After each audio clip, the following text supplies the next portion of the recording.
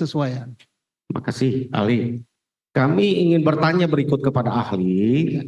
Apakah di dalam menyelidiki atau melakukan penyidikan suatu laporan polisi, ya, ahli itu di dalam kepolisian itu ada aturan yang mengaturnya, semacam peraturan atau yang dapat mengikat kepada semua anggota kepolisian? Ada, jadinya peraturan ya. Mulai dari yang paling tinggi yaitu undang-undang. Ya. Undang-undang kita tunduk pada hukum acara pidana. Kalau pidana. Kedua, dia turun lagi pada peraturan internal. Ada di situ SOP, kalau orang luar nyebutnya SOP, kalau di dalam namanya Perkap, Peraturan Kapolri tentang mengatur masalah penyidikan. Bagaimana menyidik untuk peristiwa pidana, bagaimana menyidik untuk peristiwa kecelakaan lalu lintas, bagaimana menyidik untuk narkoba dan sebagainya, ada. Oke, terima kasih ahli. Apakah Perkap 14 tahun 2012 tentang manajemen penyidikan pidana itu menjadi pegangan di kepolisian yang terbaru? Iya, tidak boleh melihat situ karena itu turunan daripada hukum acara dan turunan juga daripada peraturan perundang-undangan di luar hukum acara. Nah, misalnya kita sudah meratifikasi tentang Konvensi Internasional Anti Penyiksaan, ya kita adopsi dimasukkan di situ. Putusan Mahkamah Konstitusi yang merubah tentang UHAP terkait dengan penyidikan dimasukkan juga di situ. Oke, saya ingin tanya kepada ahli bahwa di dalam melakukan penyidikan satu perkara, penyelidikan ya, lalu ingin dinaikkan ke penyidikan dalam satu perkara, langkah apa yang harus dilakukan di kepolisian? Apakah perlu gelar awal dulu, lalu memanggil saksi, melakukan penyidikan, lalu ada gelar selanjutnya untuk menaikkan ke status sidik? Ya jelas gelar. Nah tergantung dengan kelasnya ya.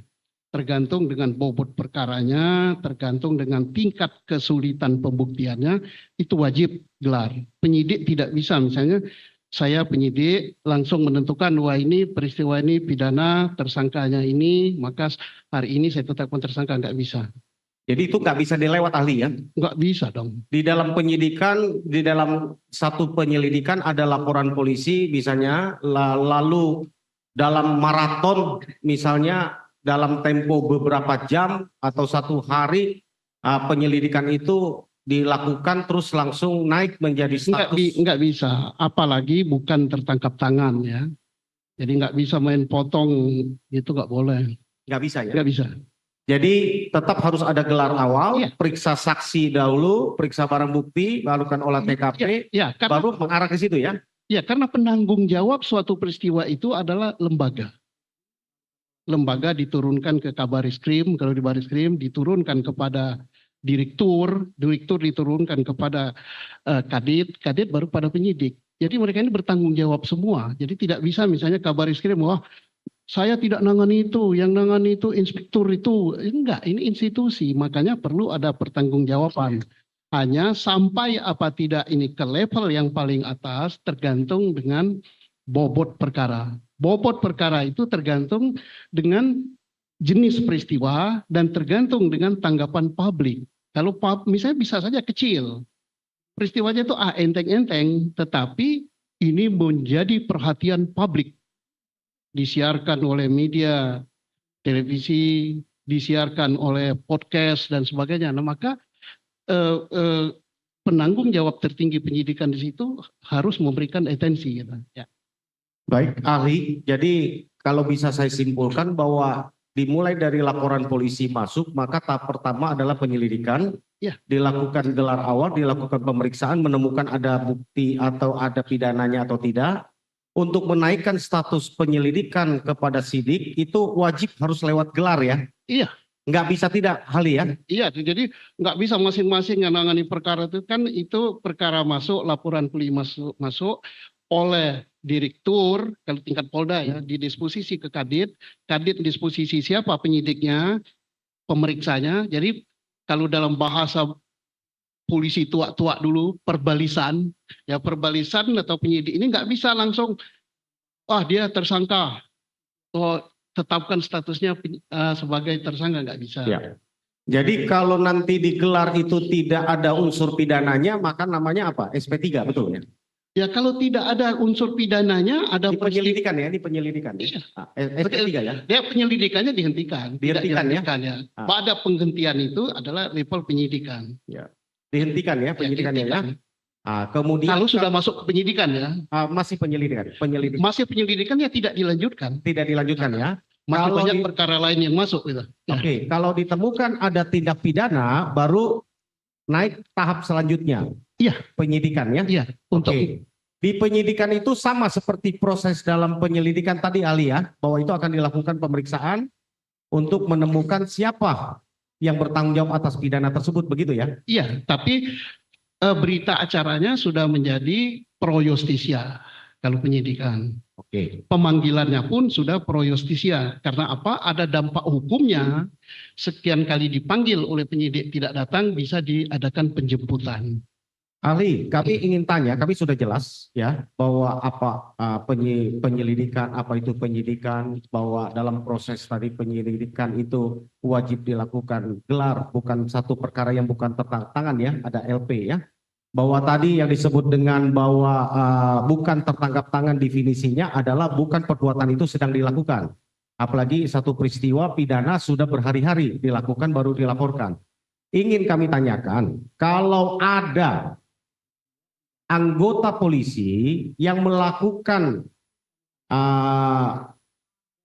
memakai istilah tangkap tangan, mengamankan langsung tanpa ada surat perintah penyidikan dan bukan bidang dia, tapi dia anggota polisi, ya, melakukan tangkap tangan dalam suatu tindak peristiwa pidana, lalu membawa langsung para yang ditangkap diamankan itu ke kantor polisi, dilakukan interogasi sendiri, lalu diduga ada pakai kekerasan di dalam mengorek keterangannya dari para yang ditangkap tersebut, hasil keterangannya baru dibikin LP. Menurut ahli bagaimana dalam kepolisian? Ya itu udah amburadul ya. Itu mengapa? Apapun istilah yang digunakan, merampas kemerdekaan orang lain, membawa ke kantor, membawa ke suatu tempat, itu namanya sudah merampas kemerdekaan. Nggak bisa pakai istilah mengamankan.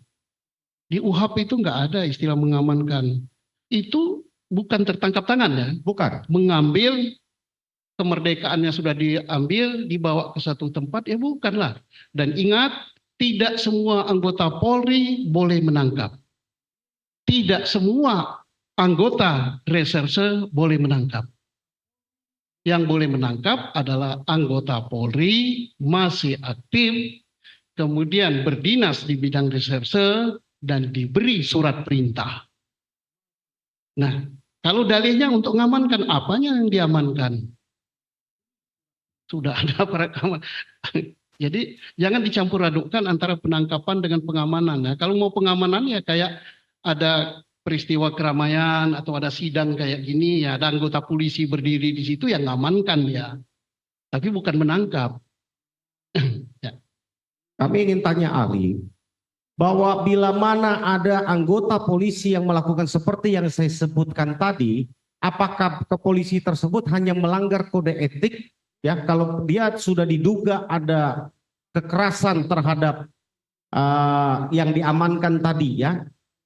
Bukan hanya kode etik, kalau sudah melakukan kekerasan itu pidana. Tergantung tingkat kekerasannya. Kalau bisa kena 351, bisa kena 352. Dan apabila dilakukan oleh anggota Polri itu harus diperberat. Dan ingat, Indonesia punya sudah ratifikasi konvensi internasional tentang anti penyiksaan. Karena dulu tahun 2002 berapa itu 12-an kita termasuk negara yang dikucilkan di dunia karena kita tidak meratifikasi masalah itu. Dan di Indonesia dikenal sebagai masih terjadi kekerasan-kekerasan oleh aparat. Nah, makanya kita meratifikasi itu. Jadi harus betul-betul itu dihargai gitu ya.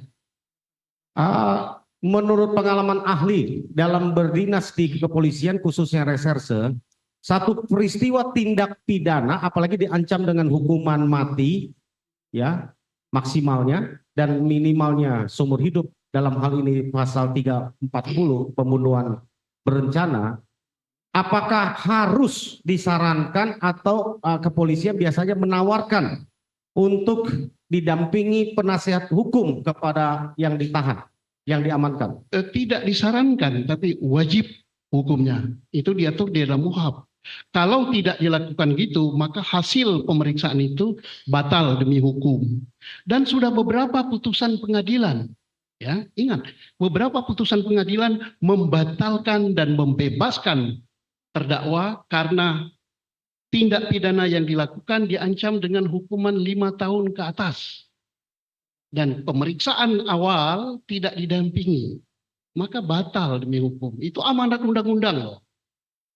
Menurut ahli, bila mana ada satu peristiwa pidana seperti yang tadi saya sampaikan, diamankan oleh salah satu anggota kepolisian, tapi bukan yang berkewenang. Berwenang. Bukan diamankan ya. Kita jangan mengkaburkan istilah ditangkap. Ya, ditangkap ya. Ya. Nah, ditangkap oleh polisi yang tidak berwenang karena tidak dilengkapi surat ya, perintah untuk penangkapan.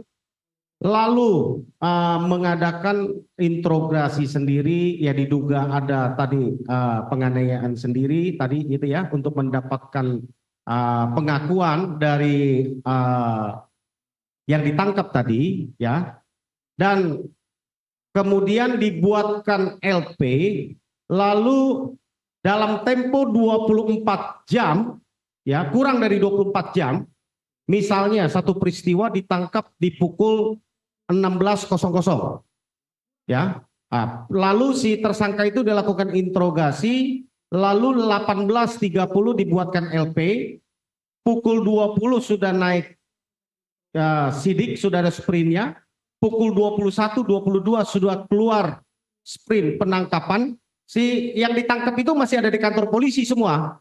Ini bukan peristiwa tertangkap tangan nih ya. Lalu pukul 1 dan pukul 02 dini hari sudah diperiksa sebagai tersangka ya, dan dilanjutkan terus proses itu kurang dari 12 jam bahkan. Itu menurut ahli di dalam kepolisian apakah wajar, apakah diperbolehkan? Didampingi oleh pengacara? Tidak. Tidak ada. Ini bukan tertangkap tangan ya, itu LP. Ya, jadi ditangkap dulu baru bikin LP. Mudah-mudahan yang ditanyakan oleh penasihat hukum ini adalah ilusi kasus ya.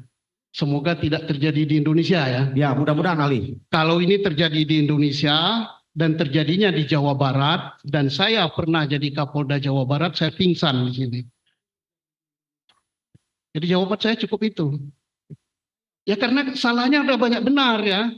Nangkap tidak punya surat perintah, bukan pada bagiannya, tidak didampingi advokat atau penasihat hukum atau pengacara, kemudian dipukul, kemudian di macam-macam lah yang menyedihkan. Kalau itu terjadi di Jawa Barat, yang saya pernah jadi Kapolda di situ, izin saya pingsan di sini. Jadi nggak benar lah itu. Nggak benar ya ahli ya. Ya mudah-mudahan ini didengar oleh polisi seluruh Indonesia ya. Walaupun saya pensiun, saya ini Polri. Darah saya Polri, sampai hari ini saya masih digaji oleh Polri dengan pensiun. Jangan dicontoh kalau yang seperti itu ya. Mudah-mudahan tidak terjadi ya di Jawa Barat ya ahli ya.